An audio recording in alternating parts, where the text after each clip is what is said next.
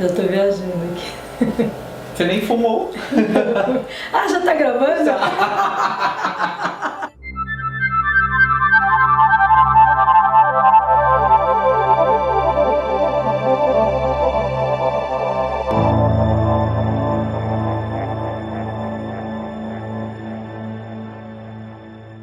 Olá, eu sou Mari Kawazoi, sou psicóloga, psicodramatista e fundadora do Instituto Casa do Encontro. Esse tema que eu vou falar hoje foi sugerido por uma pessoa e o tema de hoje é maconha. Eu falei para algumas pessoas que eu ia gravar sobre esse tema, né? As pessoas perguntaram, você vai ensinar como é que fuma maconha? Eu falei, não vou ensinar como é que fuma maconha, até porque eu não fumo maconha. Tinha várias perguntas, na verdade, sobre o mesmo tema. Então, era sobre os efeitos da maconha nas psicopatologias, né, se poderia influenciar em doenças psiquiátricas. Outra foi sobre síndrome amotivacional. Outra sobre os tratamentos medicinais, ou melhor, os tratamentos com a maconha para uso medicinal. E se algumas drogas podem desencadear comportamentos violentos nas pessoas.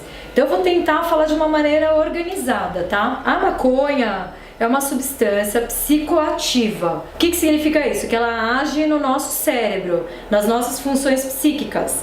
Ela é considerada uma droga mista, ou seja, ela tanto é uma substância que deixa ansioso, como causa alucinação, como também é depressiva. Então ela tem várias características e é muito diferente a reação de cada pessoa. Mas existem alguns efeitos que são generalizados. Então, mas também que tem um efeito diferente em cada pessoa. Então, quais são esses efeitos?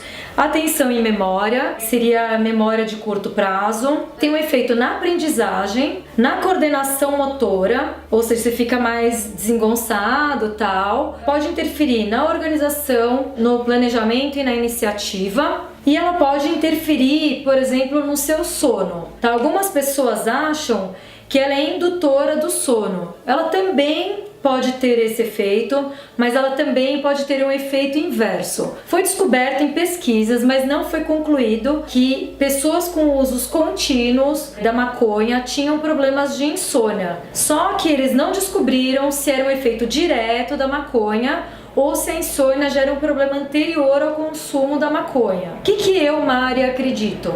Que ele tem uma influência negativa no sono, sim. Que num primeiro momento, num consumo moderado, ela pode até induzir a um sono, mas num consumo prolongado, né, já crônico, ela pode causar, sim, insônia. Até porque um dos efeitos físicos da maconha é a taquicardia. Então, a taquicardia para um relaxamento é muito distante, é muito contraditório. Então, a taquicardia geralmente vem porque que é um sintoma relacionado à ansiedade. E tem algumas pessoas que usam para tratamento de ansiedade, para tratamento de depressão. Não funciona. Os pesquisadores ainda estão trabalhando nisso, não tem pesquisas conclusivas, mas pelo que eu vejo, né, pela minha experiência de ver pessoas que consomem, é o efeito inverso. Ela dá uma rebordose da pessoa ficar com preguiça, digamos assim, com menos energia ou com menos iniciativa, como eu falei antes, e já vi muito causar ansiedade em algumas pessoas. Ansiedade, paranoia. Agora, o curioso nas pesquisas é que o uso prolongado também tem menos esses efeitos que eu tinha falado antes, tipo atenção e memória, aprendizado. Isso a longo prazo não afeta tanto. É mais com uso ocasionais. E aí eu tinha falado que a pessoa fica mais preguiçosa e sem iniciativa, tem a ver com essa síndrome amotivacional que me perguntaram. Então a pessoa fica sem energia para fazer as coisas, atrapalha nos estudos, atrapalha no trabalho. Existe sim, isso especialmente em jovens, né, adolescentes ou jovens adultos. Isso acontece demais, a pessoa não consegue fazer nada. E aí vira um círculo vicioso, porque ela, como não consegue, também não busca as coisas e por aí vai.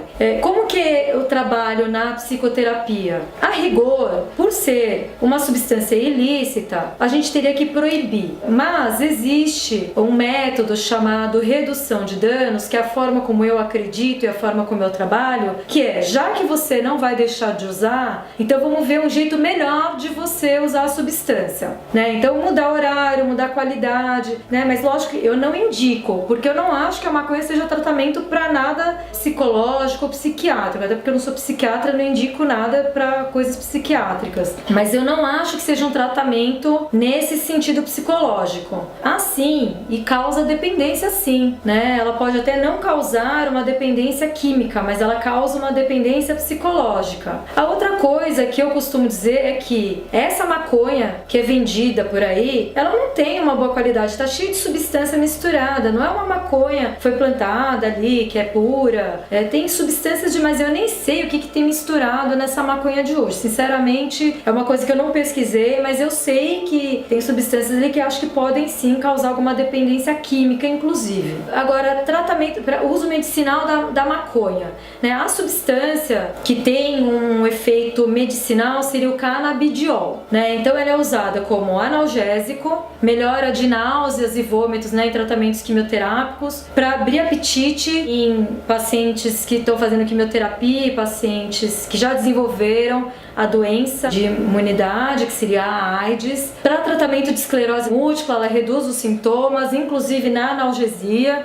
né, diminuindo a dor, e também em tratamento de glaucoma, que ela diminuiria a pressão ocular. Mas aí o uso teria que ser muito contínuo e daria um efeito mais da pessoa ficar chapada mais tempo. Então eu não sei se vale tão a pena assim. Eu acho que poderia ser um uso auxiliar, mas também usando os outros tratamentos que o médico recomenda. No Brasil, existem algumas recomendações para uso medicinal. Eu nem sei como é esse procedimento, mas acho que o próprio médico pode recomendar. Eu sei que existem formatos, né, do canabidiol, então em comprimidos. Acho que em comprimido é o que eu já ouvi falar mesmo. É um outro tipo de medicação que é separada do THC, mas o THC também teria algum efeito medicinal. Então aí as pesquisas ainda estão se desenvolvendo.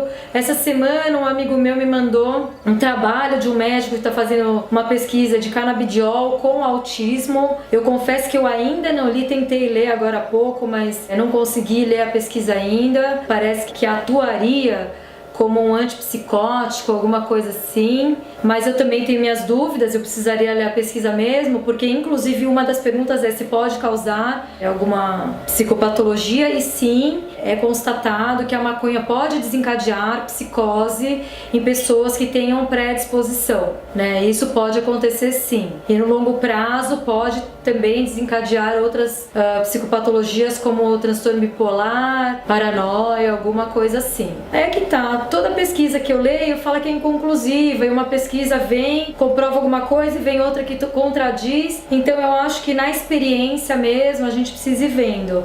E na minha experiência, a maconha ela desencadeia assim, quando você tem uma predisposição, assim como outras drogas também. E a outra pergunta é se pode transformar a pessoa em alguém violento. Eu acho que a violência já está dentro de cada um, mas sim, as substâncias podem sim desencadear algo violento na pessoa, especialmente em álcool, cocaína, são substâncias mais que agem de uma forma diferente. Na maconha, não, nunca vi.